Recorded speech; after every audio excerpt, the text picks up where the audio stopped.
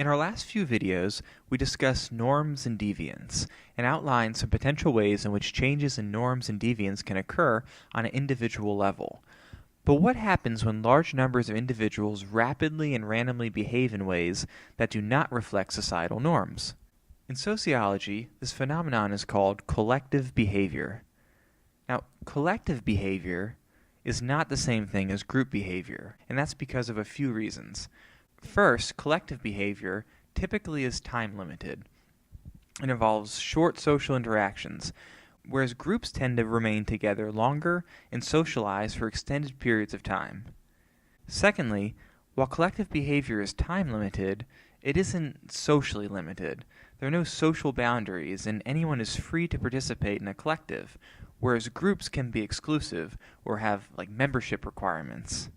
Lastly, norms within groups are generally strongly held and well-defined, whereas collective behavior produces norms that are weak and murky. Collective behavior generally violates widely held societal norms, and at times it can be very destructive.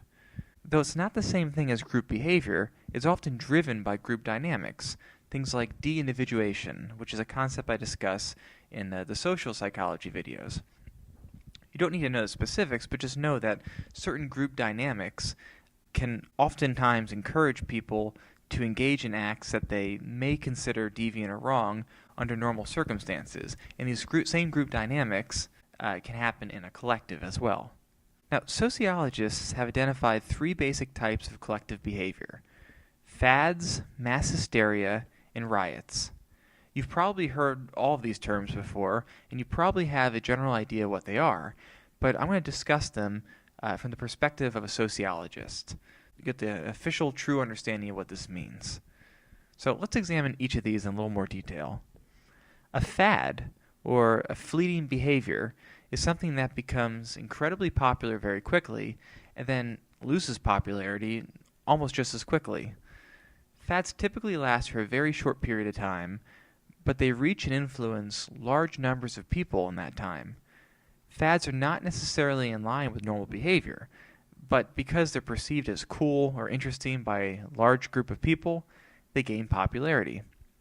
A good example of a fad is a cinnamon challenge, and you may have seen this on YouTube. In order to conquer the cinnamon challenge, a person has to eat a large spoonful of ground cinnamon in under a minute.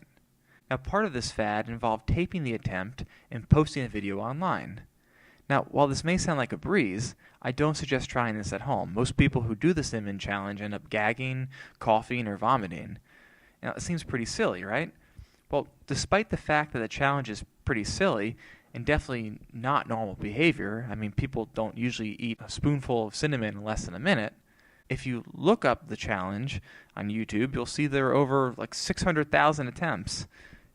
But after the novelty of the challenge wore off and people realized how unpleasant it was, they stopped doing it and it became less popular, and thus the fad ended. So that's what a fad is. Now, the second example of collective behavior is mass hysteria. Mass hysteria involves large groups of people who experience unmanageable delusions and anxiety at the same time.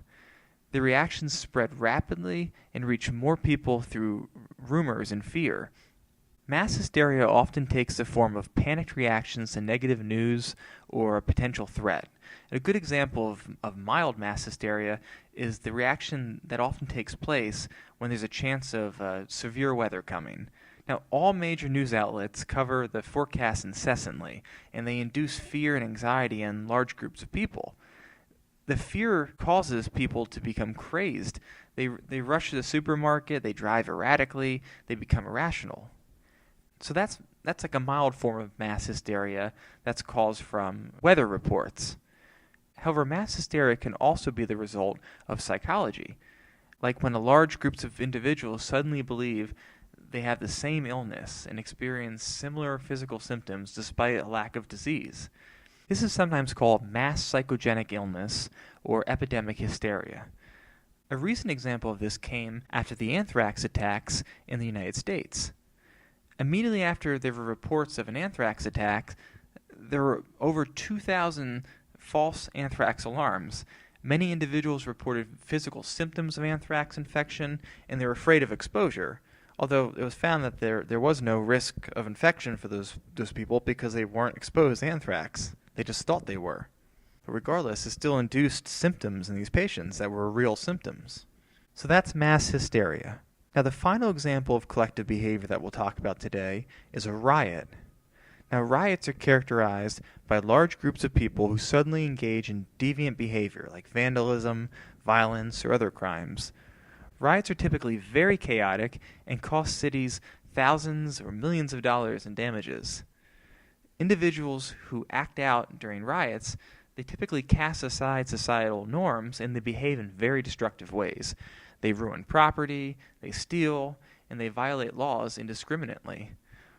Riots are often seen as a collective act of defiance or disapproval, and they can be the result of a perceived issue like anger about the outcome of a sporting event, or frustration with working or living conditions, or conflicts between races and religions. Though the cause of the riot may be legitimate, the group acts out in ways that are illegal and damaging to society as a whole. So that's a riot. So these are some aspects of collective behaviors. You have fads, mass hysteria, and riots. So you've probably heard these terms before, and hopefully now you have a better understanding of what they mean, particularly from a sociological standpoint.